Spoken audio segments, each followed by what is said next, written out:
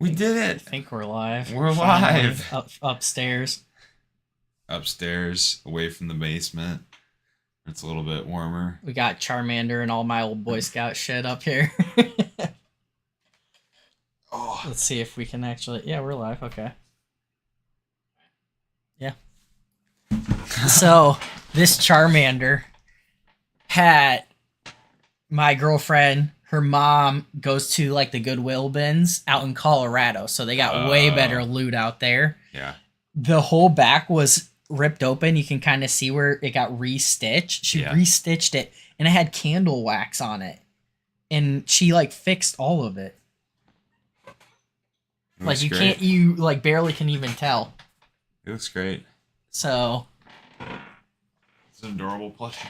my girlfriend thinks it's for her, but that's a lie. It's all mine now. It's in the office. It's stuck here now. Yeah. Forever. Whatever lands in the office is my Stays here game. forever. So I'm here with Andrew today. We're talking about what we wanted to do, if we wanted to draft or play a format this week, and we couldn't really get that together. And the cost of drafting is just building up. So we don't want to just eat that every week. And we talked about what formats we could play and kind of how easily it would be to get each player. And historically, Modern has been the format where we can get people together and play. Everybody has a Modern deck, and just if we want raw numbers, that's the easiest format to get people. Currently, how it stands, the Modern format, we're having a hard time getting even an 8-person tournament together in a week's notice, where that was completely unheard of back in a while ago. And even during COVID time, we were organizing tournaments every week, and we consistently could find eight people minimum. Like, that was fairly easy. Yeah, in the underground tournaments at my house. Tournaments. The basement COVID tournaments. You had to wear masks. We had to. We were all in the basement together. It was an interesting time. I like when Luris was at its height. Yep. I miss that was an interesting time with. We didn't play at all when there wasn't the companion tax though. Yeah. It was all after that. Yeah, because it went too quick. It was like that. Yeah, but during COVID, when there's a lot of people who wouldn't even come out to play, go out to the shop, we would have at least 8, if not up to 16 every single week playing cash tournaments in a basement. Mm-hmm. And now our local FNM, who, I would say I wish we had more numbers offhand right now. We'll probably talk to our local cards store, First Turn Games, to see if they have this historic data. But would you say 24 to 30 people every FNM? So I would actually say that we could get a rough count, because we know that our tables are 5 matches apiece. Oh yeah. So what usually you'd see up to 2 full at a time. So that's 20 people automatically. Mm-hmm. Like 20 people, less than 20 people was unusual. I felt like if the second table was not full, else was happening. Yeah. Yep. That's very fair. And 3 tables was like pretty regular. I feel like we could usually get close. You could get close to 30 people to show up for a Modern on a weekly basis. So the last FNM, we had maybe 12 people there. And if it wasn't for the pre-release this week, I honestly kind of think we would have. I wasn't even going to play Modern this week. I'm starting to go into another point, but I think we'd have about 8 people playing this week. Mm-hmm. And the day after, we were talking about just the state of Modern and how nobody's really playing right now. Another person put out a post who he's been playing just if not as longer He- than he you. was, yeah, I he was think. a veteran. I remember him playing consistently, even when I started, because I remember him whooping my ass the first time I played Modern. Yeah. Huntmaster of the Fells. He killed me with the Huntmaster of the Fells. I remember specifically what card it was. An unplayable card by today's standard. Oh, but- straight up. Like, that card gets destroyed by everything in the format right now. But that's part of the issue. So, but, yes. Yeah, okay, our- I guess my history. I've been playing Modern since the very beginning. Since when it pretty much came out in Innistrad. I was playing when like Pro 2 around the time the Players Championship, which was the first Wizards Modern event ever. There's like no ban list, anything goes. Saw a lot of different shit, and they based the ban list around there. Then Pro Tour Philadelphia was the first Pro Tour, and that really solidified what we historically knew as Modern for a very long time. Mhm. And I was playing at that time. I remember Blue White Control. For the longest time, that eventually evolved into like Splitter Twin, and then every deck you could imagine from Blue here on Moon, out. But I have Jeskai Control. Yeah. Blue White, yeah. think I've played almost every archetype in some capacity in Modern that's popped up. And then, do you know the exact time frame when you started playing Modern? I would say roughly, well, obviously it was post Amonkhet because the Oda Druid combo was my first Modern deck. Okay. The very first one. I want to say sometime between Hour of Devastation and Ixalan release. So that would have been, what, probably 2017, maybe? Oh man, I didn't realize it was 6 years later Yeah. that you came around. Yeah. So I suppose in relative comparison to you and like Tom and those guys, I'm fairly newer to Modern, but I've been around long enough now that like I've gotten around. I've played Devoted Druid was my original deck, but in most capacity I've played a lot of different archetypes, played a lot of control, really enjoyed combo and, you know, a little bit of Storm-esque decks when I got the chance to play them. Played Amulet Titan at Vegas 30.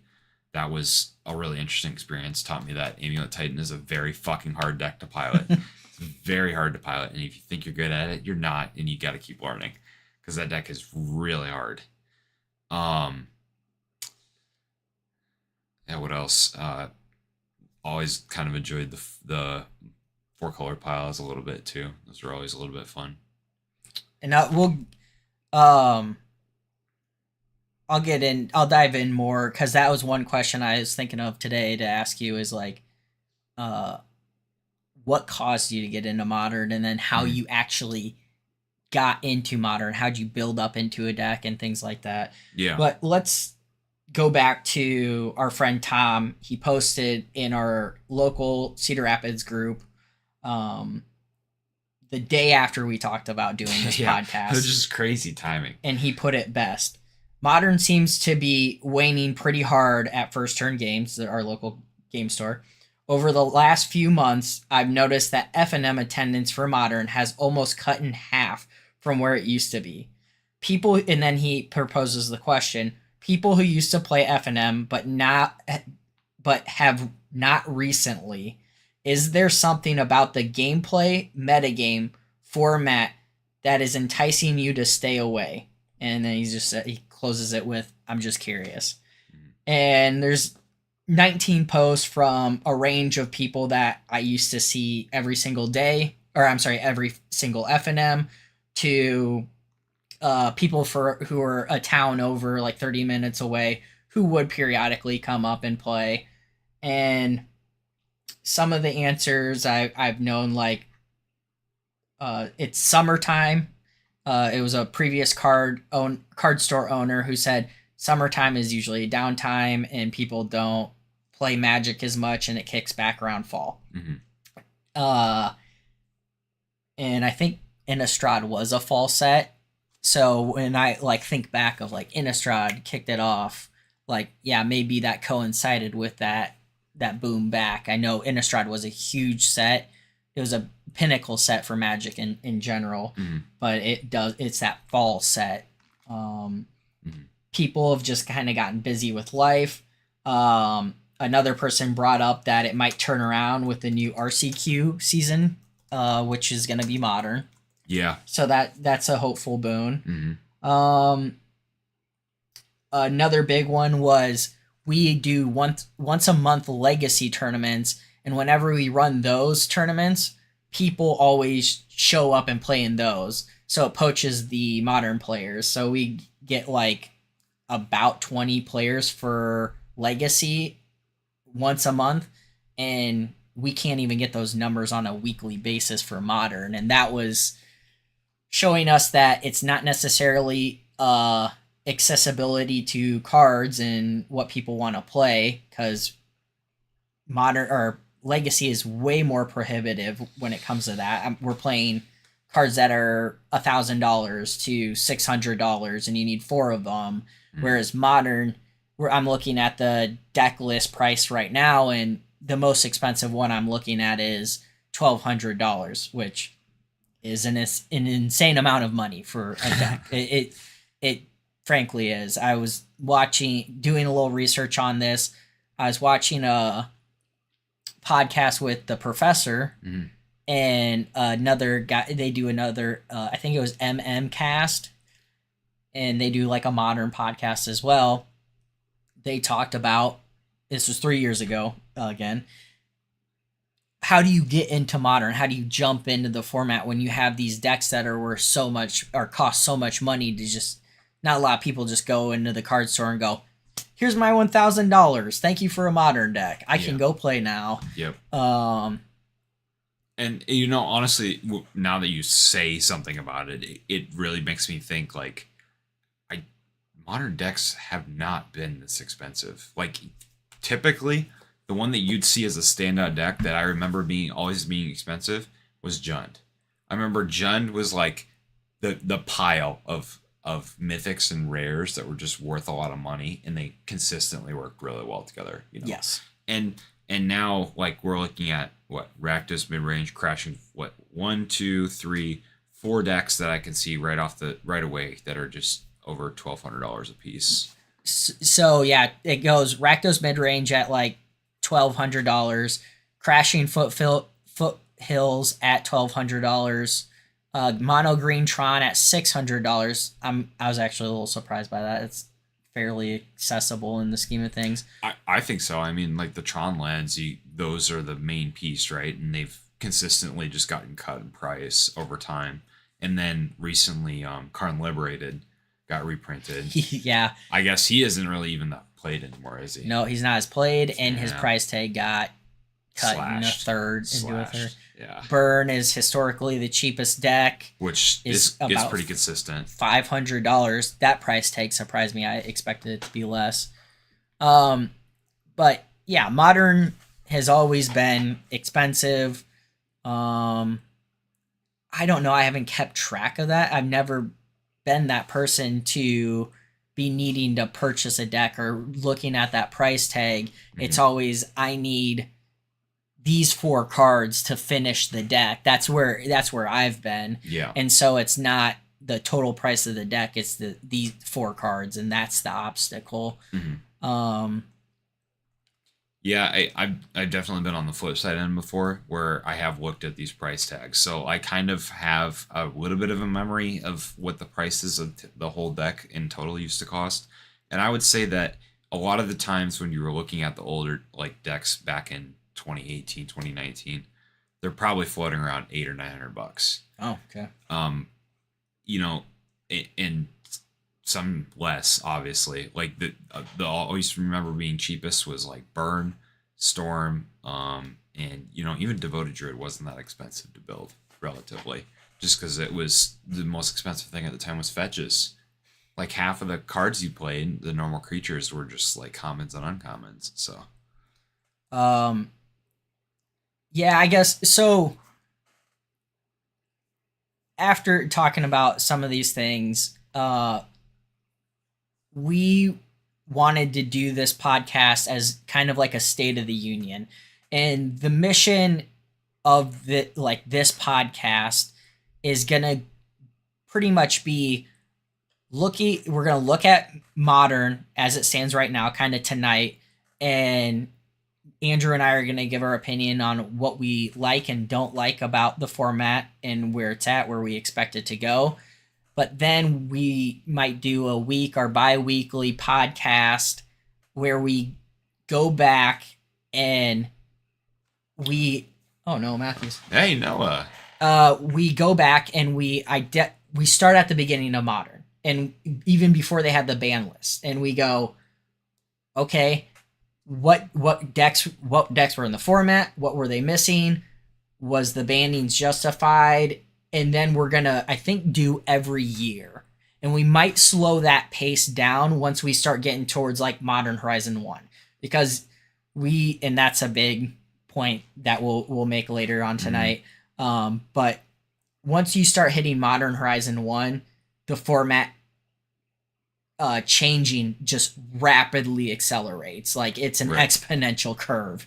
That was obviously the first print to Modern set. So the changes that it brought were just very impactful. And I think that's a good point to like, that's kind of where we were looking at, like pointing our finger. That's the problem, because like the print 2 stuff, and this has consistently, I think, been a little bit of a problem that I've noticed some people talk about before. I remember hearing about the print 2 commander stuff originally being an issue, like deviating at all from standard sets, just the standard progression, the one line of continuous sets.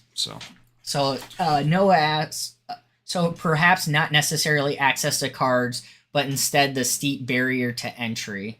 I know in our local metagame, I personally collect, like, I try to get every deck that you can play. I cater my whole collection to being able to play Modern at its fullest. And I never want accessibility to cards to be a barrier to entry to the people within our community. I make it public to everybody that they can borrow decks, they can borrow individual cards, whatever they need, because I always don't want that. Because when I grew up playing like Dragon Ball Z card game, Yu-Gi-Oh, and even at the very beginning of Magic, that was a big barrier, is didn't have access to the cards that I needed. So I never want that to be a reason for somebody not to be able to be in the format. And I know many other players within our community that have that same open library of cards, that if you need a deck, you just ask and we can get you that deck. So that, like, when we look at the price tag thing, it's more of a macro scale of like a wide, not just our local metagame and our local community, but like, how's the state of the game overall? Like, how do we think Wizards has been setting up Magic going forward? Or, I mean, you might be a new player to the community in general and don't know about these resources of these other players that will lend you an entire deck to go play. Yeah. I would say also that, maybe in the post-COVID world, perhaps there is like a little bit steeper of a barrier to entry. Maybe just the accessibility of certain cards from the pre-COVID time, because, we kind of have hit this point where the new cards are a lot of what's accessible. They take up a large margin of the environment, because there's just so many of them. True. Yeah. There's so many. Whereas actually physically getting Termagoys back in the original days of Modern, this was before you joined. There were a limited amount of those cards around. Either like reprints didn't really start happening yet, and so even if you had the cash to buy the cards, there could be that obstacle of physically going out and finding somebody who couldn't sell you the card because they were in that high demand at the time. But yeah, when it comes to like, I think you were touching on like finding a tournament to play in for Modern. Yeah. I would say that's still fairly healthy. you can in our area, within like a 2 hour range, you can usually find a modern tournament. I would say about every week. You can find like a competitive level tournament. Mhm. It might not necessarily be modern, but they're firing off like every Saturday ish. And then guarantee you have at least one store in Cedar Rapids that will always hold modern tournaments. Yeah. There used to be more competition than that. There used to be, I think, up to 3 card stores in town running modern tournaments. Used to be Tempest Battle Zone and First Turn all running at once. There isn't much of like weekday tournaments anymore. That's kind of faded. That a lot of people are sad to see that go, but from my experience, you build up a community, whether it's Legacy, Modern, Draft, and you get like 16 people at the start, and then it does erode away, and it seems cyclical. And I've talked to a lot of people. It's hard to kind of break that pattern, but I've ran some like underground tournaments and like invite of people that we like to be around for modern. But other than that, there's not much going on. Yeah. I mean, I remember there used to be like something almost every single day. It was like, I don't remember what Mondays were, but Tuesdays were draft, Wednesdays were EDH, Thursdays were like a free play, another EDH day. And then we had F&M Fridays, and then Saturday, Sunday was usually either draft or sealed or something on the weekends, or a tournament on Saturday, sealed on Sunday, or draft on Sunday again. And then Monday was like modern or it was like F&M or Legacy or Modern. I remember we did Legacy on Mondays for quite a while. Yes, yeah. That was a lot of fun. All right, what Noah says again, but still, like, if you wanted to own a deck, there's that initial, here's my $800, which afterwards makes the next deck easier because you may have other overlapping cards. Is there some Pioneer poaching? Regarding like the overlapping cards, I think that honestly has over time now has decreased. Like the ability to have overlapping cards has decreased in Modern, unless it's the One Ring, yeah, or Orcish Bowmasters. Yeah, but it's like you look at each of these decks and they have completely different 60 cards because you have so much to work with now too. They are very strict archetypes. Yeah, and the cards are overlapping less and less. It kind of seems like the card quality seems to be getting way too high for you to justify being able to overlap cards more often. Whereas, okay, back in the day, like, and when I say back in the day, usually it's like when Splitter Tone was legal. Period. I guess you'd have blue-white control or America control or Jeskai control, and you could play into Splitter Twin, vice versa. Jund, I mean, didn't really overlap with much. Affinity didn't overlap with much. The individual combo decks like Storm specifically didn't overlap. You saw a little bit of Delver, which that goes into that blue shell. I guess when you do get that overlap. I feel like you did get that overlap more. I can't necessarily prove it without going back and looking and comparing it side by side, which we're not really ready to completely do that tonight. Sure. But that is one of the angles that we wanted to look at. And then some Pioneer poaching.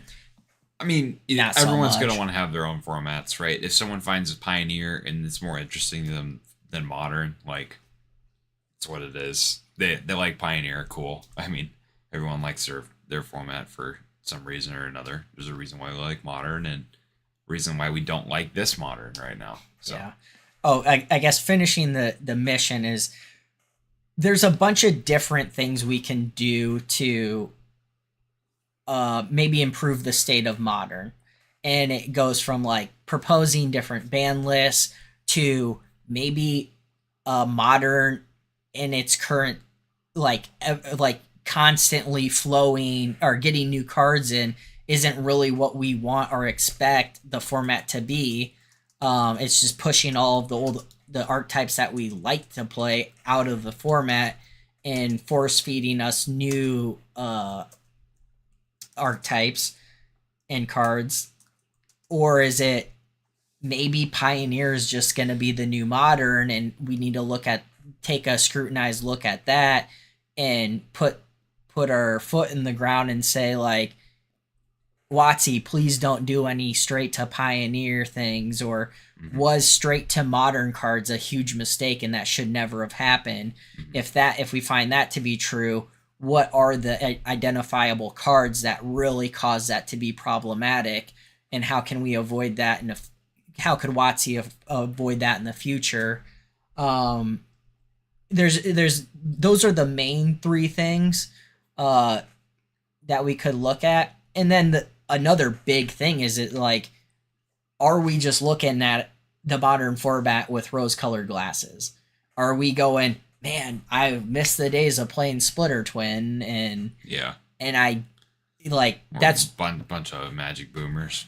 Yeah, really, like, right? I miss Boomer John, which I mean, thinking about it the last week, I'm like, man, I miss those days against my friend Jeremiah. He amazing player. He really helped grind my teeth in modern. Of like, I was playing blue white or America Control, and he was playing Jund, and like every week, at least in my memory, every week we'd meet in the finals or the last round of FNM, and he kicked my ass. But he's making me better and better every time we played. Yeah. And or just like, am I missing those days? The sheer quality of, like, a card comes out and you're like, oh, this isn't so busted that it's like an auto include in a lot of decks, but it was a card that was good enough that you're like, yes, this could be very valuable in this modern deck. I think I can use this and get away with some cool stuff with it.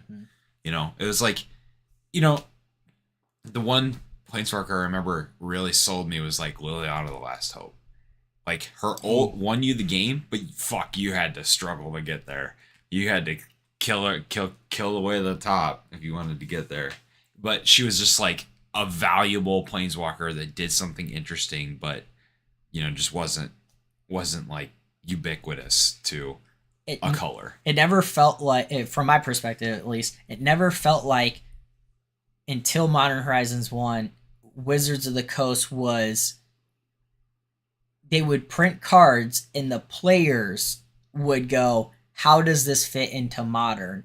And then once we released the floodgates with Modern Horizons 1, it turned into, how can WotC make these cards work into Modern? Yeah. And that was a big aspect. But it's more like the ability for the format to shape itself got taken away from the players and just handed to WotC with the print to modern stuff. And because, like, the standard design would not be, a lot of times the consideration would be on standard, not on modern. Oh yeah, and so the initial sets that were put into modern, there was no inclination of even the format existing.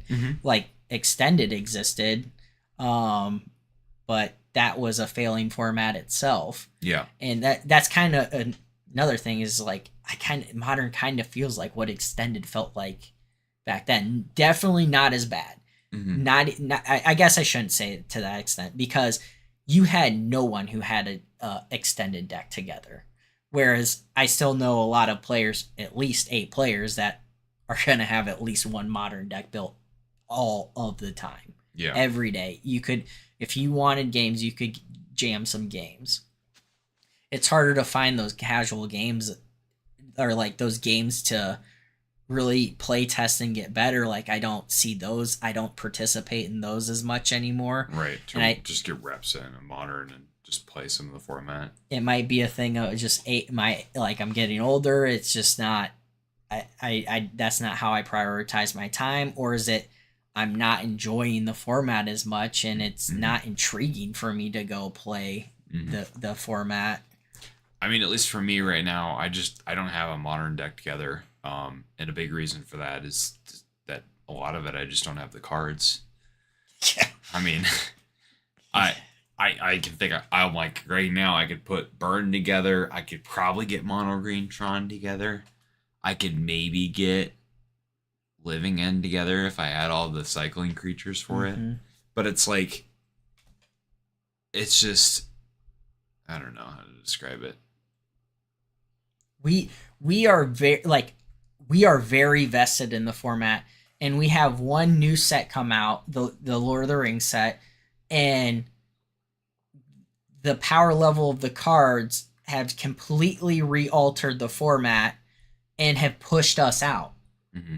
I'm looking at I can before this set I could pretty much play every single deck in Modern.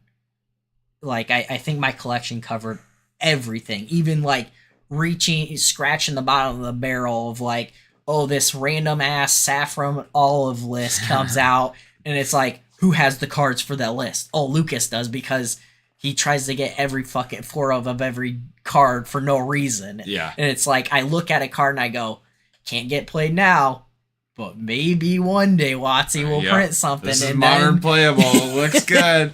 Passes the test. It passes the test. But all of that preparedness that I've done over years and years, and like all of this effort of building this collection, is literally just getting pushed out every new set. It's just like, oh, you were stable? Well, wash that away, because we're going to print the One Ring or Orcish Bowmasters or both and completely alter it. So, whereas I could play every single deck pretty much before the Lord of the Rings, I cannot play Rakdos midrange. I don't have Orcish Bowmasters. I can play Crashing Foothills because I got the common that it requires. Okay. I can't play Mono Green Tron. I don't have the One Ring. I can play Burn.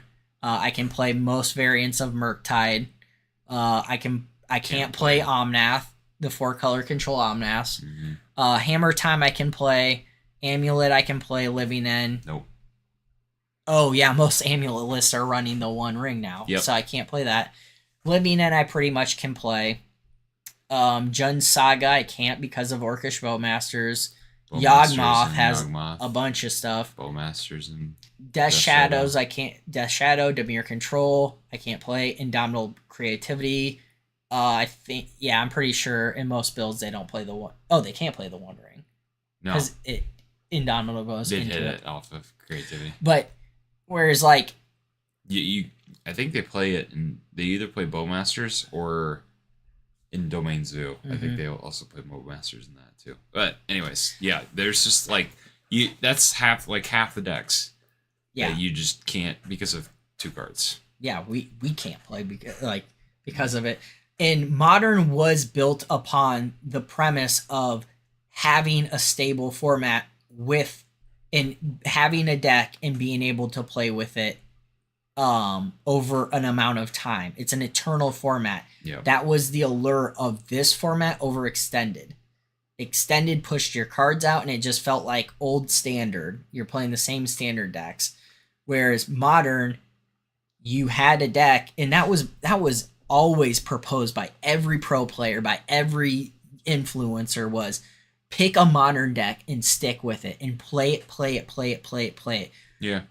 Maybe you're not the perfect percentage to win every game, but that experience will drag you over that line, and you will be able to beat other players with that experience, almost no matter what deck. If it was like a tier 1, tier 2-ish deck, oh yeah, you couldn't expect to win. You could win a PTQ with Affinity, even though it probably wasn't the best deck for the majority of its existence. Yeah.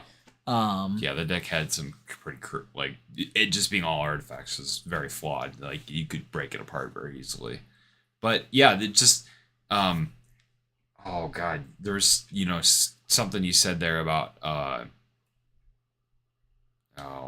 I lost it. Oh no. Here. No. Let's fish it back. Of like the cards getting pushed out, or the premise of like this is a stable format. Okay, all right. So the print to Modern sets, it just like it makes it feel it almost kind of makes it its own kind of standard, right? That they can just kind of push cards into it themselves and shape that themselves. rather than uh allowing the standard sets to do that by themselves. Mm-hmm.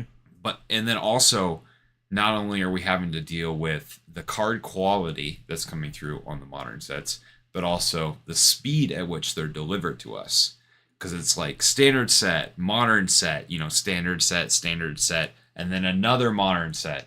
And it's like, how do you keep up with that as a modern player? I'm already looking at, okay, I almost got all the cards from War of the Machine, and 2 sets later, Wilds of Eldraine is about to come out.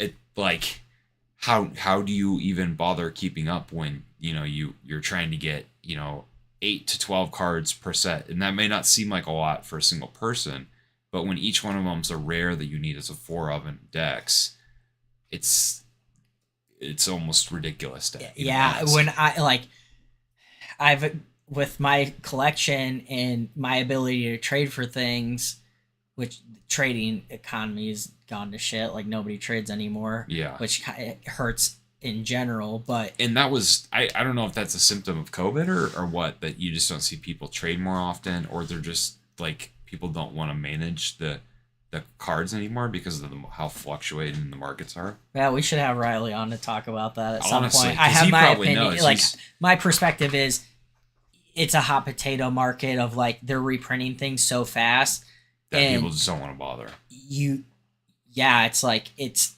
almost more beneficial for me to just go buy a list, like even my good stuff in my trade binder right now, rather than try and trade and gain utility value in like into a format or something. But yeah, I guess that it's relevant. It's like you used to be able to somewhat trade into modern, but do you think that's kind of also been brought on by just like more globalization of the card market? Because you like think about it, I can order shit on TCG and get it shipped to me in like 4 days, and it's exactly what I want, and I don't have to.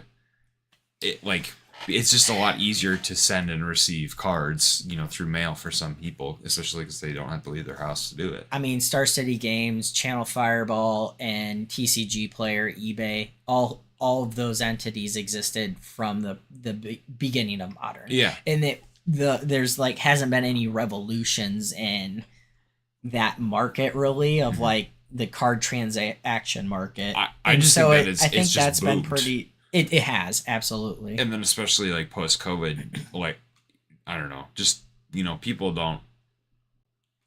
have kind of stepped back from doing more person-to-person interactions in general. Mm-hmm. And maybe it's harder for people to be willing to trade. I'm not sure. I don't think that's necessarily it. I think it's just people are hesitant to hold on to things because you'd rather take 70% in store credit today than 30% of its value after the reprint.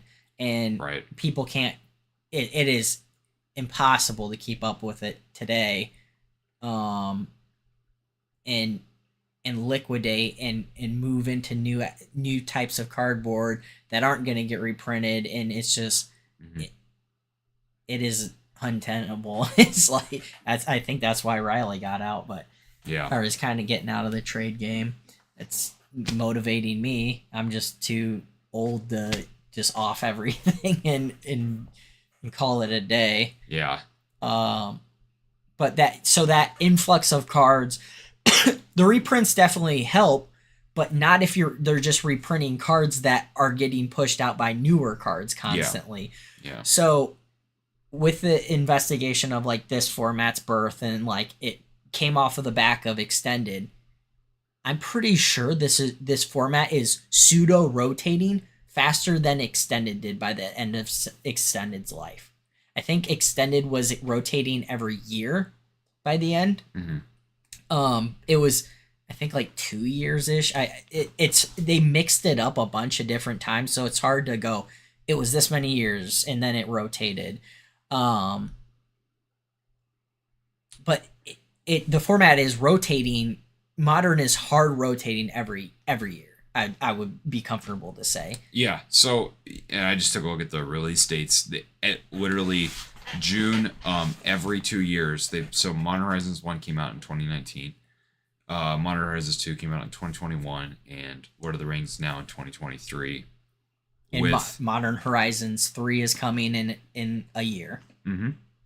And then after that, what we have, Assassin's Creed is going to be printed modern as well. And so that brings up another. This is what really just demoralized me and discouraged me about modern.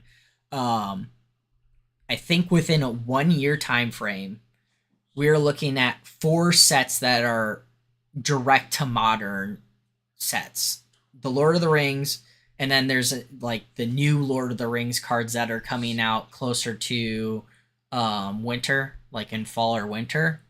They haven't talked much about. Some of those cards have just gotten leaked. There's at least one banger in there. So those 2 Lord of the Rings sets, Assassin's Creed, and then Modern Horizons 3. So you have, if those are 3 months apart, that's a standard set rotation. Like that's standard cards getting pumped into the format. And if they're motivated to sell cards on the premise of the power level is higher to push out the other cards, it is functionally a rotation. Yeah. And it could be every 3 months, not just every year of a solid standard rotation. And even worse, it's not even like a rotation. Like these cards go somewhere else where they can retain value. Mm-hmm. They just get stomped into the ground because they're just better versions to play. Why would you play a worse version of a card when you could just get a strictly better one? Why would you play Dark Confidant when Orcish Bowmaster immediately 2-for-1s it? Yep. On the same value. Yep. It's things like that are hard to justify buying into. Like if you were to just buy into a deck, it's not gonna gain you as much value as a modern deck used to. I think that is fair to say. Mm-hmm. And I don't think that it'll stay stable for very long. Like I would be genuinely curious to see. So I would say that like Crashing Footfalls, for example, is relatively new as a deck archetype that emerged probably like MH2 pushed it over the edge. Oh, 100%. That was the one that like made it into a deck. So Crashing Footfalls as a deck, I would be curious to see within the next year how that deck specifically turns out over the next year. If it maintains its identity as it is, if it swaps a couple cards, or if it completely changes, mm-hmm. And falls out of the meta. Because that would honestly be an alarming sign to me. If decks cannot maintain some sort of identity in the format for more than like a year or two, at least. Yeah. I think... Well, I mean, look at Indomitable Creativity. That was almost, people are questioning whether or not there might be a need for a ban for Indomitable Creativity, and then Lord of the Rings comes out, and that's pushed to by percentage on MTG Goldfish.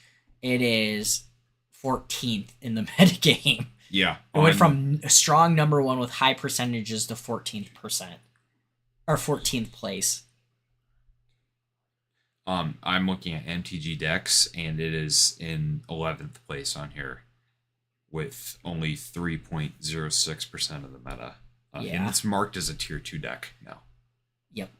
And Mono Green Tron has been around forever. I know there's a lot of people who are happy to see that deck really finally be kind of on top. Yeah. I'm happy to see it too. Yeah. I really... It's been a while since it actually had its time in the limelight. I've never really played the deck. It's actually been one of the lowest priority decks for me to complete, because I'm always like, I will never play this deck, and these cards are just for other people to borrow. Is the only reason I got the deck. But it took the One Ring in order to push it back over the edge. Mm-hmm. Rakdos midrange or Scam has been a reasonable archetype. It's pretty tier. It was pretty tier 1 before this. Yeah, And it then was like Orcish fine. I mean, it Bowmasters. fell through every once in a while, Mhm. but like it wasn't overpowering. I don't think it was busted by any means before this. I'm not a huge fan of the mechanics in which the deck is founded on. Yeah, But I thought it was okay. yeah. I thought it was okay. Crashing Foothill. I mean, the let's look at the first two decks in this modern metagame right now. Scam, which is Rakdos midrange, free costing spells, 0 mana costing spells. The deck is dictated off of it. Crashing Footfalls, 0 mana cost. 0 mana costing spells. Yeah. It doesn't take long for players to identify that being a big problem in the format. Even now, you still have the Omnath like piles, the Omnath control decks. Those are predicated on 0 mana spells. And here, it's only showing on MTG Goldfish, we're seeing 5.8% metagame for the 4 and 5 color Omnath decks. But I'm looking on MTG Jex, and it takes up more of the meta. It's number 2 in the metagame. It actually takes up the most amount of decks, behind Rakdos Scam at 5.89% of the meta. Heard somebody just bashing on that deck the other day about like the 4/5 color Omnath. How it looks. I mean, it's a solid deck on paper, but like people just aren't winning with it, or it's just like people want it to still be as good as it was. I mean, every time I played a 4 color or 5 color pile, I never feel bad about any card I've drawn in that deck. Except when you flood out. That's true. Yeah. Yeah. Except for when you draw nothing but lands, but when you like just the sheer power level, like your worst card in that deck is what?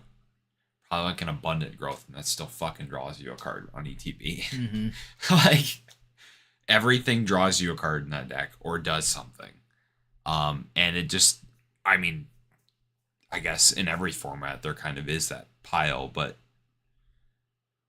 I don't know. With the elementals and Omnath and the One Ring, and then you just have the card draw engine of like Ren and 6. Well, and then you have the lighted halfling. I think that is that. Yep.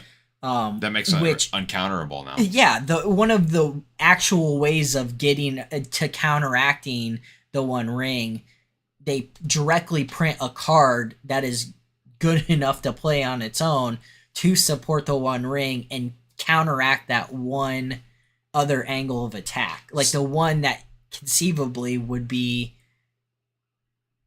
or the format could work around it, but then they just cut it out before it even hits the ground. So I just had a scary realization. Do you think that this is a unhealthy meta also because I don't see any amount of control present, like control-based decks that are strictly focused on, trying to slow down your opponents? So here's another kind of a topic of what do we like to see as players? What don't we like to see? I like the last standard format where it's like up mid-range matchups all day. Like, yeah. Historically, I played a lot of blue, but that interaction that you're getting incremental card advantage, or not even necessarily full cards worth of advantage on people, the mana advantage, the lining up conditional spells.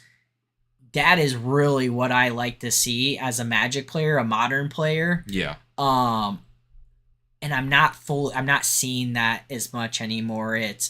I'm doing like, can you stop me from doing my thing? If not, this game's gonna turn into I'm up here, you're down here. It's a strict advantage. Yeah. And that's one thing as we go back, we'll look at and see like, okay, is it as bad as what it used to be?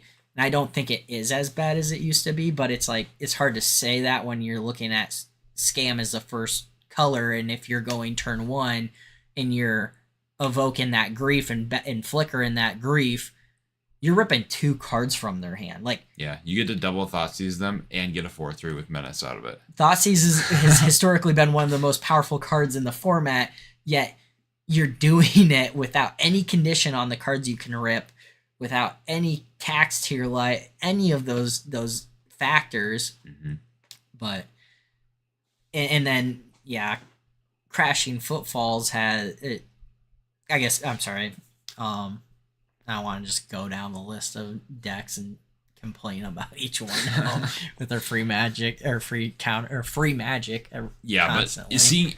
but seeing a deck named Scam at the top of the metagame, that's pretty like that's another sign too. It's like So what, like, okay, I kind of answered what I like to see out of like a format or modern, what I expect these exchanges. Do you agree with that, or do you have any twists on that? I agree with that. I think that also decks like not so more now you see decks that are able to not only push themselves to the point of like, okay, I can, I think I can start to win from here, but like the turn 4 rule of I once you get to turn 4, that's usually where that's before that is pretty hard to win. Like you shouldn't be able to try to win before that. And typically I remember that being like pretty typical of modern, where you get to that turn 4, and if you're unanswered, sure, you probably have like a 3-turn clock, something like that. But you never reached the point on turn 4 where it was like, this is game over right now, unless it's something like Storm, something that's designed to just win you on turn 3, turn 4. And even then, those kind of decks that are designed to do that have been easy to interact with, or there's just ways that you have to play around with them to force interaction. So I think that is something I also agree with, that the interaction is not there because now you have spells that are just too cheap to answer, or just too much value to answer. Like you like, cool, you countered their thing, but they still get something out of it, or like you've destroyed their thing, but they still got something out of it. It's like you're no longer getting those 1-for-1s that actually matter anymore. It's not good enough to even be a 1-for-1 sometimes. And that the power upping of just interaction or a lack thereof because it's too fast has just made it a little uninteresting to even. You're not having to think turns ahead anymore. You just know that like all you have to do is destroy this one thing or land this one spell on turn 1 or turn 2, and you can win the game typically. Yeah, your statistical advantage is so much higher. Mm-hmm. I went so with Scam and Crashing Footfalls, I do believe it will, even in mono green Tron, trying to put Tron together. Mm-hmm. I think Murktide's a fairly healthy deck to be on top. And I think that's like kind of what reflects the spell slinger kind of Izzet build that is you typically see in a format. Like I think that's healthy. Murktide, I think when it came out in MH2 at first, like when MH2 first dropped and the format settled itself, I actually enjoyed it. I thought it was pretty healthy at first. Yeah, the Omnath piles, I do like those a lot. I think the mana bases are way too good, and the ways of attacking mana bases have not kept up with. Yeah, they've been really afraid. How eager people are to play 5-color decks with almost seeming no drawbacks, which then brings into question like, wait, okay, why did we ban Astral's Arkham Lab in the first place? Mm-hmm. Like that almost becomes a joke. Or like, is this a chance for, maybe this is a chance for even them to go, oh, okay, we're going to put Wasteland into Modern or something like that, in a future set. I don't, trust me, I played a lot of Wastelands, and I paid way too much money for my Wastelands, and I would like to play them, but I don't think that's where we want to be as a format. Yeah, it's just like, do they want to are they going to just keep pushing? Like, obviously they're going to keep pushing Modern, and what's it going to bring it to at some point too? So yeah, like eventually are they going to hit a point where it is, where does it become more worthwhile to just unban stuff and then reprint that instead. Because I can imagine there are cards probably on the ban list now that are actually underpowered and could easily get unbanned. Yeah, I mean, what I'm gonna say here. Oh yeah. Splitter Twin. Yeah. What the fuck? Yeah. Yeah. I don't even What think are we Splinter doing? Twin can compete with some of these decks anymore. And it brings into question of like, is anybody playtesting this? Has WotC sleeved up the card? And like, I mean, we theory craft. We talk about it. We just went to Gen Con. We spent time on the way up and the way back talking about the modern ban list, what could and couldn't be. And honestly, there were stark differences in some people's lists. Yeah. And it was kind of like, is WotC just theory crafting this stuff, or are they sleeving up the cards and testing? Mm-hmm. If they're doing direct products into Modern, I have an expectation of them to be testing Modern. Yeah. I don't think it's fair for them to print cards into Modern and directly shake up the format. Shoreline Hearts is fab over MTG. I'm guessing that's my friend Josh. I'm not sure, but yeah, I mean, okay, that talks, or one of the leading things that we think, or I thought there would be like 8 people playing Modern. I forgot about the new pre-release coming out, and that skews my hypothesis here, but we currently have a group of people at our card store who are getting into Yu-Gi-Oh! This is fucking unheard of. Okay? To say people have talked shit about Yu-Gi-Oh! Players is the biggest understatement in the history of the world, of just like our culture. And like, don't get me wrong.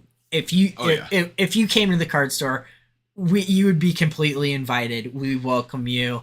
Oh, I saw a guy walking one time and he bought sleeves, and I looked over. I was wondering what he was sleeving. I look over and it's a Yu-Gi-Oh deck, and I'm like, ooh, Yu-Gi-Oh. We do it to make ourselves feel more important, more or less.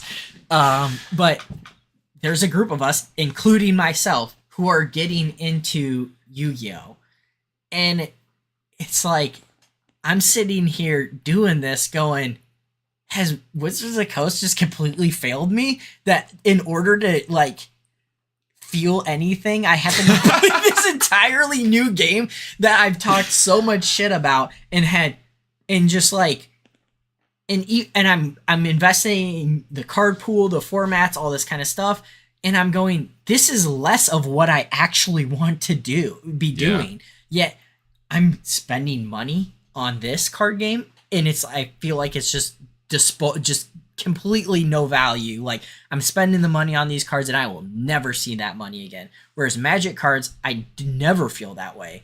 I feel like they are an asset, and I'll receive some amount of financial gain back if I decide to sell them. Yeah. I mean, it's always been the case. You always look at a card, like people selling cards all the time, and you look at your collection, it's like, cool.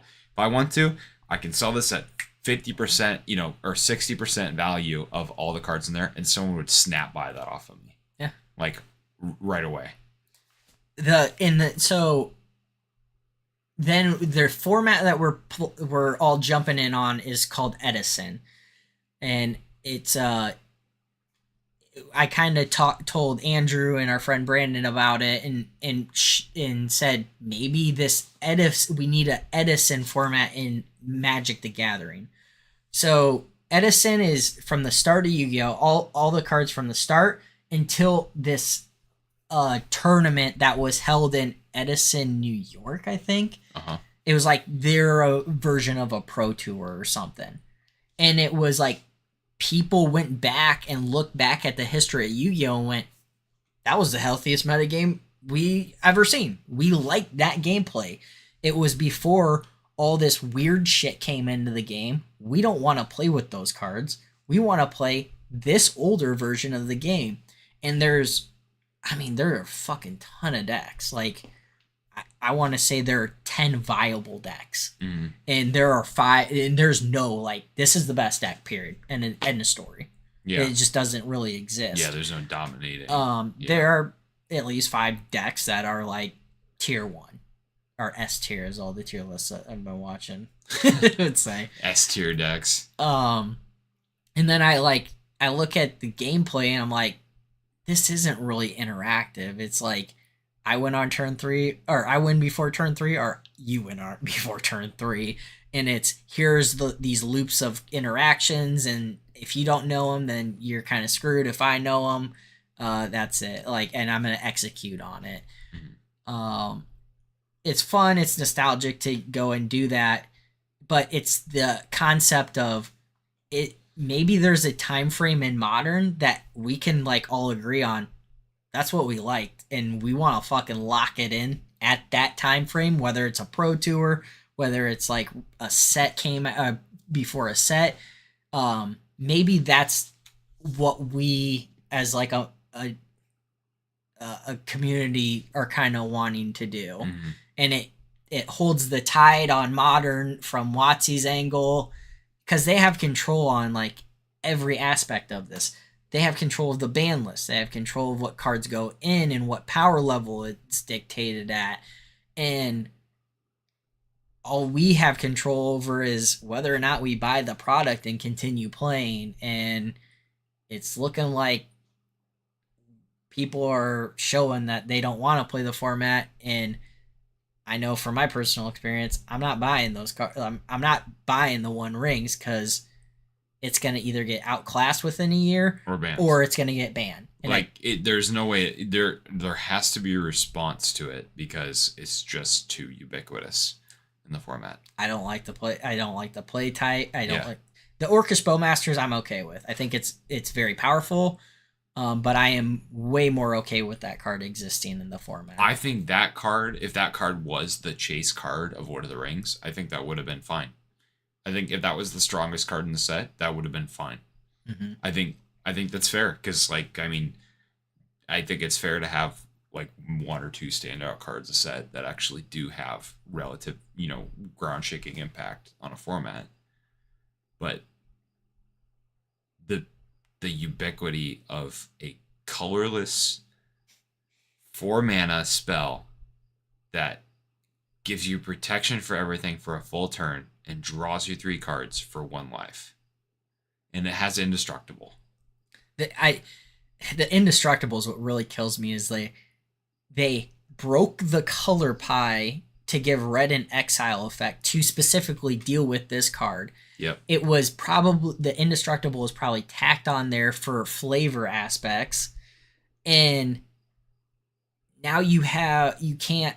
It's harder to interact with it. All these answers that have existed before this point just got nullified, mm-hmm. and then the halfling was another aspect of that. Of like all of these potential answers that are already in the format are no longer viable, and instead of like, and I think that made it even harder for Control to stick up in this format too, because like Counterspell came in an MH2, but none of these decks are playing fucking Counterspell.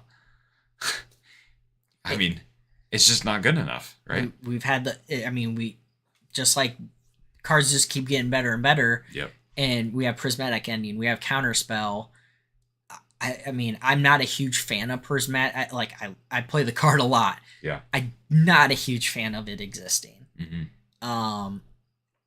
That one might be a little too good when we start looking at things. It's like you printed this exile effect before like you have like a 2-mana spell that just in mono black that just says destroy target creature. Mm-hmm. I was looking like we've never gotten a better like, not that we should, but it's like we never gotten a better lightning bolt or like, it's like these they pick these weird spikes to go up on power with, but they leave some untouched. Mm-hmm. It's like there's no rhyme or reason to it. Noah said, I think they should unban everything in Modern and reassess everything. I mean, that's kind of what we're going for, right? Like we're starting from the beginning and kind of okay, here's where Modern was when it started, and then just work our way up. Like, here's what sets were added, here's the bands that were changed and stuff like that. And So figure out what's interesting and healthy. let's talk about the or arguments against, or so we proposed that as well. That was another one of our potential solutions is unban everything, let the chips fall as they may, like what they did initially. Let's reevaluate the whole format if it needs a shakeup. At one point, like Splitter Twin was banned because of a format shakeup. Yeah. That was before they started doing. It was in 2016, I think. I just looked it up earlier today because I wanted to know it for certain. For what? Splitter Twin banning. That's a good question. Oh yeah, right here, January 18th, 2016. It's been too long, 7 years. Or wait, Yep. yeah, 7 years.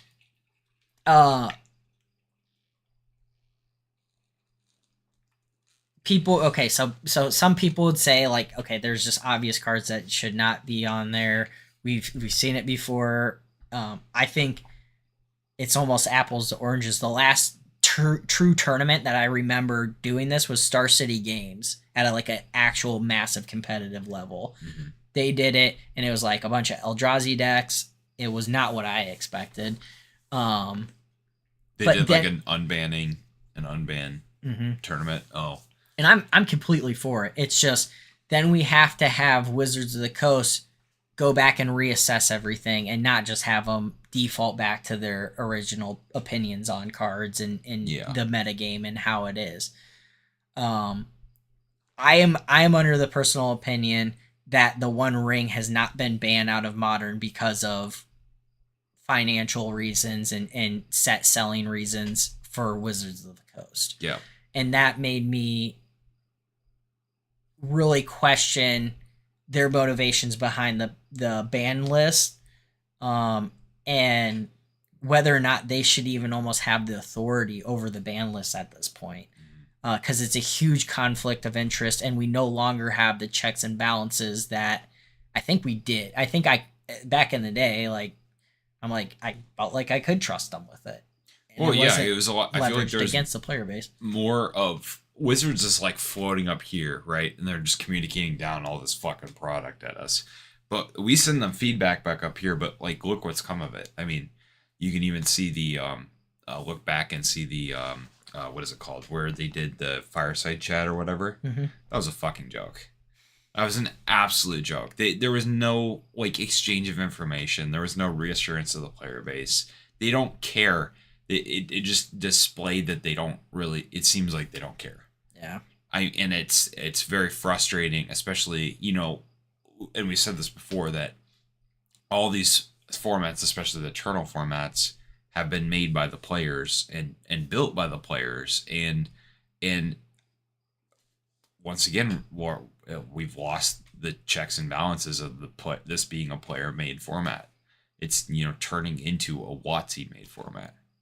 Because if you asked any Modern player before Modern Horizons 2, if you thought that, and you showed them all 5 of those elementals and said, how do you think these are okay for Modern?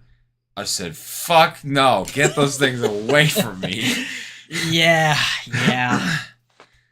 Solitude. I remember seeing the spoiler for Solitude for the first time, and I was like, on God, that is the most busted white card I've ever seen in my life.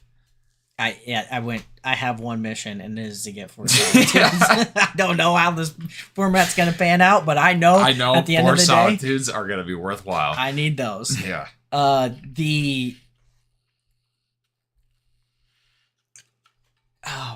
shit! Kind of lost where I was going.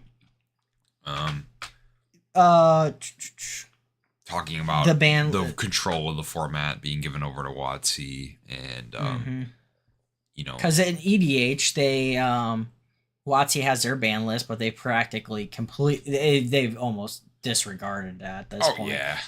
Like you have more stable ban lists like the French ban list, Canadian Highlander. Yep. They've shown they can manage. Especially, I'm a huge advocate, and I love the point system. I honestly like it more than a ban list. I do too. I do. Yeah, I think it's we can't do that in modern, but I think that's off the table. well, I don't know. I gotta think about it, but that's another discussion for another time. Well, and Yu-Gi-Oh, they have restricted in like you can play 3 of each card in Yu-Gi-Oh unless it's banned, so 0. Limited, I think, is you can play 1 of a copy, and then semi-limited, which is 2 copies. And that WotC hates the concept of banning a deck outright. Like KCI, they didn't want to just ban KCI or Card Clan Ironworks. They want to putz around and like ban things and give it another 6 months before they finally and hope pull the format plug. Readjusts and reconorders around it. Like a limited in point system allows you to have some of those broken cards in the format, but it does limit their power level. It limits their it limits their redundancy. Rate yeah. And like Vintage has that, right? They've got the restricted list, and they don't nothing's banned except for like maybe 3 cards. I think like Luris is one of them. And oh yeah, let's see. Is it real? Yeah. Actually, I got it right here. No, actually, Luris is just probably. No, Luris is not. It was banned for a minute. I remember it was, but yeah, they're all restricted, so you can have one of them in your main deck and sideboard combined. And I think something along those lines where you still have access to the cards, you can still play them, but maybe just not at a high enough variety. Like maybe it is time for, now that it's like another decade since some of these older lists have even really changed that much.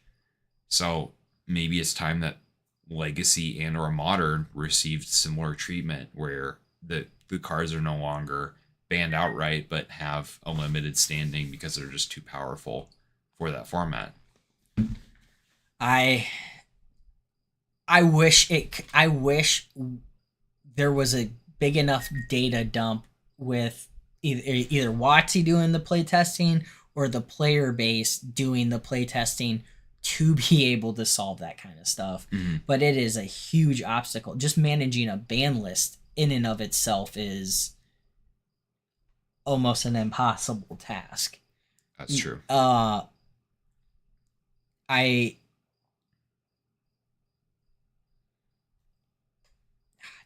just lost it again. I had it in the Noah says you want Vintage. I want Vintage. No, I think that was Vintage.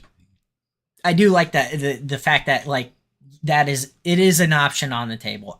And we are giving it credence, and that's what we do. Like if you guys are listening and you have an idea like that of like, hey, this card game does this, or here's another option, throw it out there, because I think we investigate a lot of different options, but hell, we don't know them all. Yeah, and there could this be Edison one would have completely gone past us. Yeah, and it's something where we talk about the other night where we were talking about the whether or not we wanted to create something, or we'd be more interested in something that stopped or it continued forward but had restrictions on it, right? So, and that's really hard too, because it's like you could, I don't know, maybe we just say fuck all the print to modern sets and those are just all banned as a set entirely, because it like you can't make a ban list past a certain length, because I said this previously a couple nights ago that it's too much to manage to be able to expect to look at a ban list of 50 plus cards and get all of the, or not put one of them in the deck. I could not tell you all the cards that are on the ban list in Modern or Legacy right now. Yeah. Not to say that like I don't think. And actually, I think the Modern ban list is relatively short compared to like the just scrolling through it. Like here's the Legacy ban list, and then here's the Modern ban list. Does it tell you how many cards are on the list? No. Okay. One thing we kind of started getting into is I don't want to like feel like we're just complaining again about Wizards of the Coast and like their sales strategies and their motivations. It's they're gonna do what they're gonna do, and a lot of their motivations are completely understandable. And you know what, I get it. If you put me in a lot of their development roles, I probably would have done the same thing. Yeah. Hell, I've pitched a lot of these things to people before. How do you make more money? Print better cards. Like, how do we monetize the modern player base?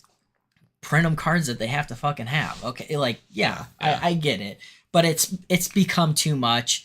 It's too hard for even us to keep up with, and this is kind of our airing our grievances of that, and trying to provide constructive options, like, and go through, do the research and vet these options and compare and contrast against the lessons that Wizards has admittedly they've made, like free counter spell or free spells in Magic. Yeah. With almost no drawback. They have directly stated that those are things that they've regretted doing, and now our format is modern format is dictated by that.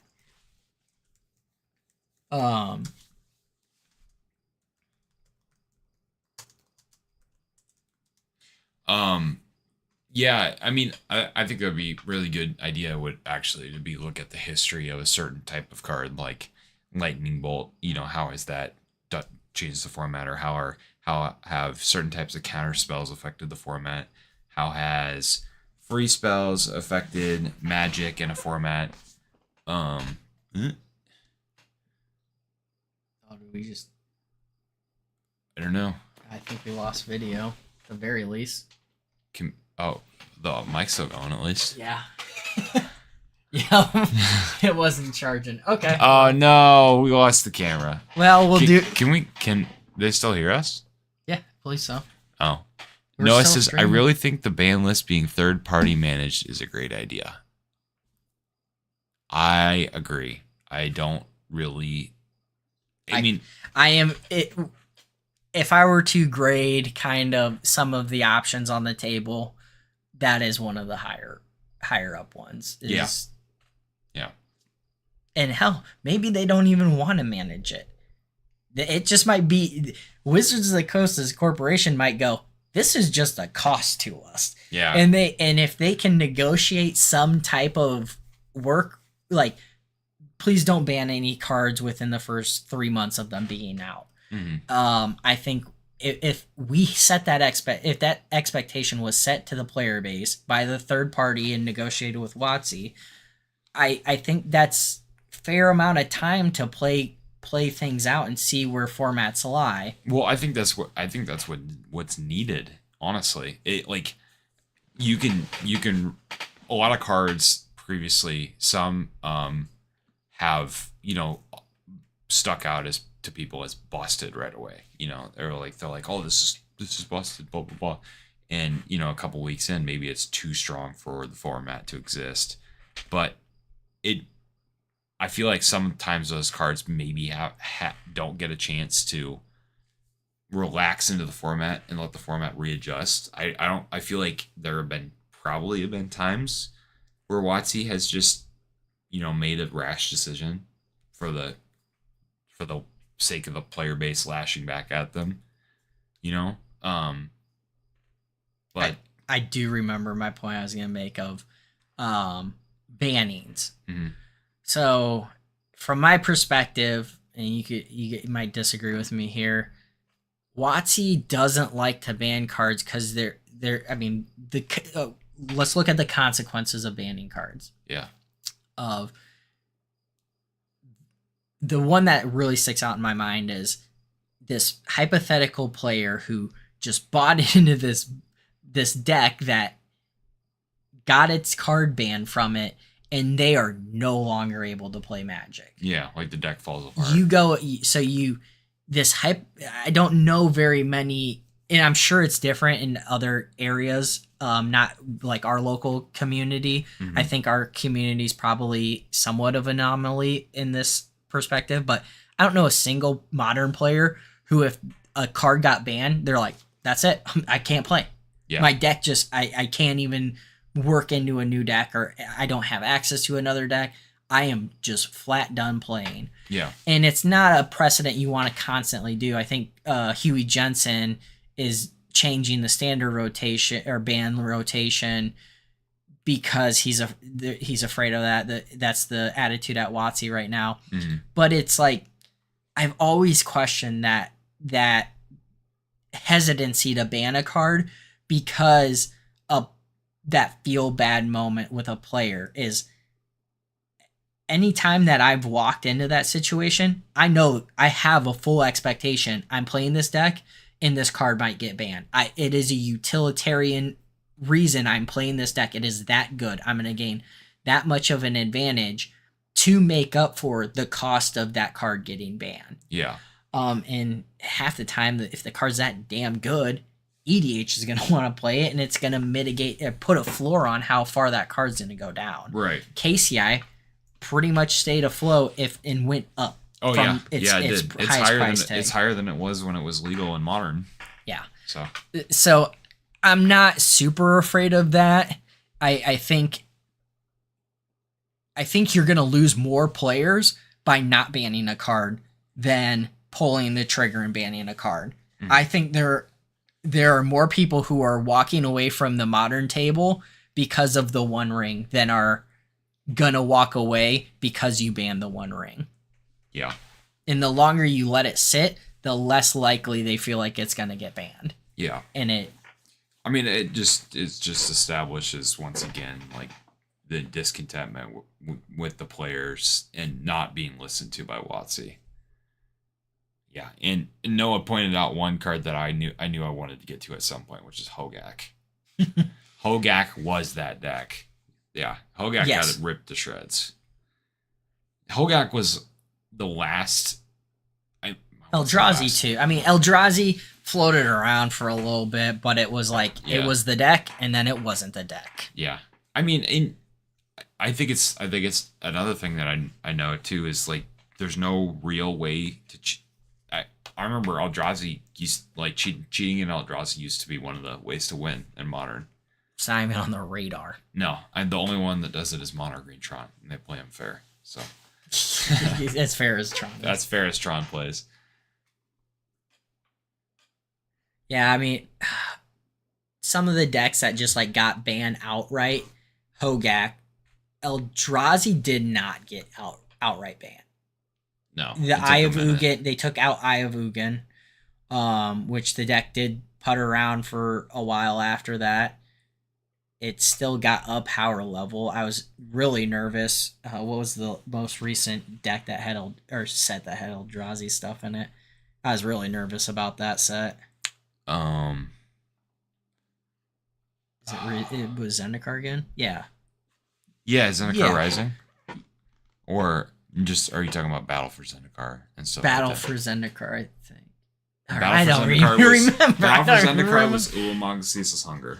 Yeah, not that one. The more recent one. Zendikar Rising. Yes, I was very nervous. I was afraid like they were gonna just going back to Zendikar that there might be Eldrazi. We haven't seen Eldrazi get played at the Modern tables for a while, and all those people who are gone because of the banning, we can bring them back. Shadows. Michael says Shadows. I don't know. Death Shadow. I don't know, Michael. If you're just tuning in, we lost our camera. It wasn't charging, so we're sitting here with the mic near us. Innistrad. Shadows of Innistrad. Oh, Shadows. Oh, that one too. I was a little nervous what they were gonna do with that. I mean, hey, Emrakul's coming back, dude. God. It ain't getting locked away in the moon forever. Yeah, you seen how much Promised End is too? The price of that card. I picked one up for $30 at Gen Con. $96 a piece right now. Reese is gonna be pissed when he finds out because he was gonna buy it, and I was like, I think I need one. He let me buy it.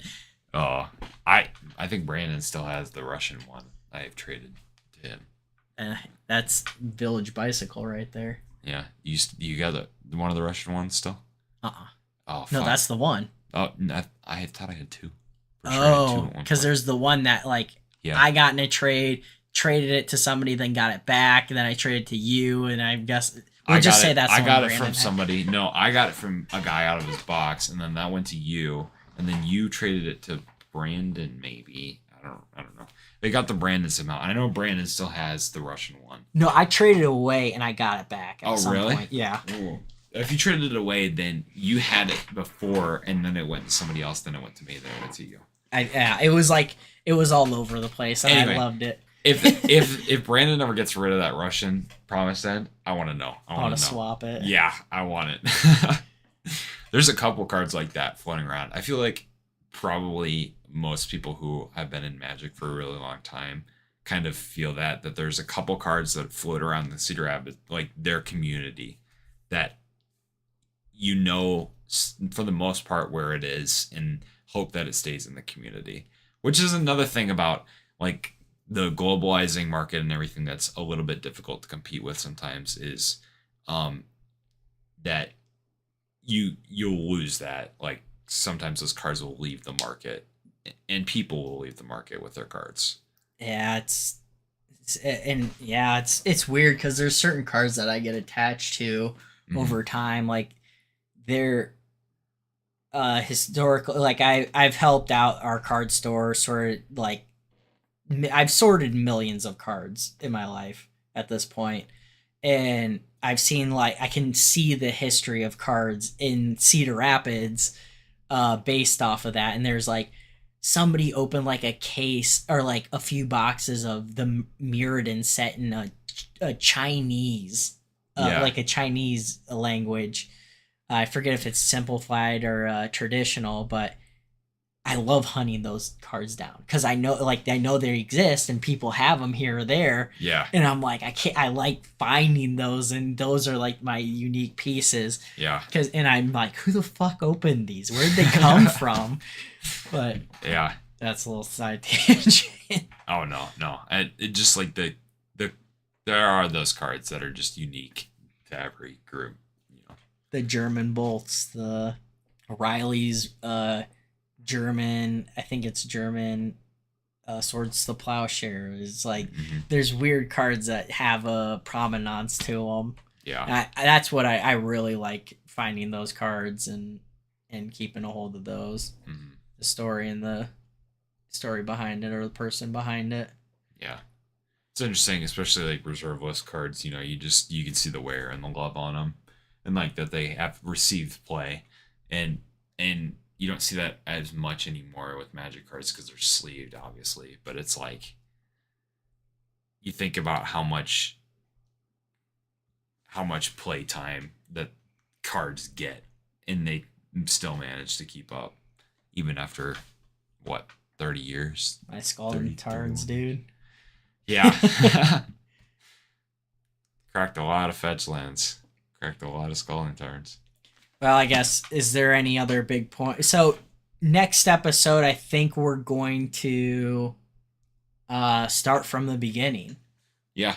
So we'll probably start with we'll talk about all this Philadelphia and maybe the Players Championship. Okay. Like the very basic, what sets were legal, what were identified as the like big decks going into it, and then we could probably we'll touch on the bannings that happen as a consequence as the Players Championship, and then that starts to lead us into Philadelphia. I got to look at the time frame a little bit more, but that will give us a good base, and maybe we will touch into Philly, but at least the Players Championship, at least the initial bans in Modern, and I kind of want to touch on like what are cards that they miss, like the metagame missed, because they're historically decks archetypes like Lantern Control. Lantern Control's basically existed from the beginning, hasn't it? Or pretty close. I think it pretty much could completely exist from almost the beginning. Yeah. Like I want to see if we can identify like those archetypes could actually popped up. Yeah. Like I think KCI was another one. Probably wasn't as good as it was, but I think you could have pulled off KCI. Death Shadow was and KCI. I mean, neglected for years. you can even look at KCI, right? Scrap Trailer got printed in either Revolt or Kaladesh, one of the two. Revolt, yeah. And it didn't actually become a deck until like almost right before MH1, like Throne of Eldraine, or sometime around there. It was like years later. And it took Matt Nass to like fucking convince people by when I think he won like 2 GPs or whatever with the deck, and then people went, okay, it's a good deck. And God, I remember watching those clips because he spent half of the fucking time talking to judges.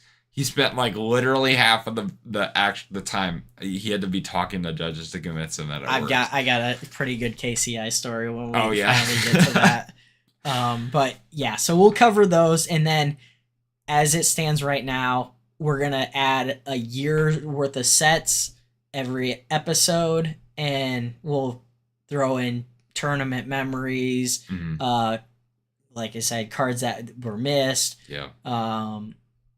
What cards from sets made like shook up Modern and really changed it and kind of defined the format for how next year moving lined forward. up into the format, things like that. And we'll definitely do a metagame breakdown of that given time frame. And it's easier as time comes forward toward more recent, it'll be easier for us to go, here's the metagame. Like, yeah. Cool. Got anything else to add before we close it out? I don't think so. Pretty excited to be talking about Modern. It's been a while. Would you say the state of the union is strong? Strong. I mean, yeah, I think we've definitely we figured out kind of what we want to do. Like we know Modern's not in a good state. We think that there's things that can be improved, things that were overlooked, and the answer is not, probably not looking at all the sets moving forward, because honestly, it's scary to think about how much is going to come out in the next year. So yes, but I think that we have a pretty good case for at least finding out maybe there's a time period that Modern was the healthiest it's been, and even just going back and playing those decks could be worthwhile. So. I think with 12 years of Modern at this point, go over 12 years, I think we can really look back and go, what cards define Modern? What gameplay do we like Modern to be, and how do we retain that going forward? And how do we support that and not just constantly trump it? Yeah, because you don't want to. Yeah, like you've been saying, there's just the overturning. We don't want a rotating format. We want a format that grows and evolves as it moves through the sets, right? Because when a set drops, it shouldn't be, oh, cool, now like half of my staples have shifted out, and I've got all these new staples that need to go in its place because they're strictly better. It should be more organic than that. The format should not have to warp and change every time one of these fucking Modern sets drops. It's just, there's too much speed at which it changes, and it makes it hard to keep up. Yeah, the name of the staples shouldn't change drastically every year. Yeah. Yep. All right. Thanks for joining us, guys. I got a lot of participation tonight. Yeah, love to see it. We'll probably... Let's see. We'll be back next. Maybe it's Labor Day. This coming Monday. Yeah. So I don't know what we're doing for stream. If we're doing stream that night or what's the plan. But if we're not back this Monday, we'll probably stream next Thursday. Maybe do some actual Magic, or this again if we decide that we have some ideas that we want to get started on right away. So yeah. So I think most likely you want to do this, or I think we'll do this next Thursday. We'll start off. I think so. Okay. All right. So we'll plan on it. Semi-commit to that.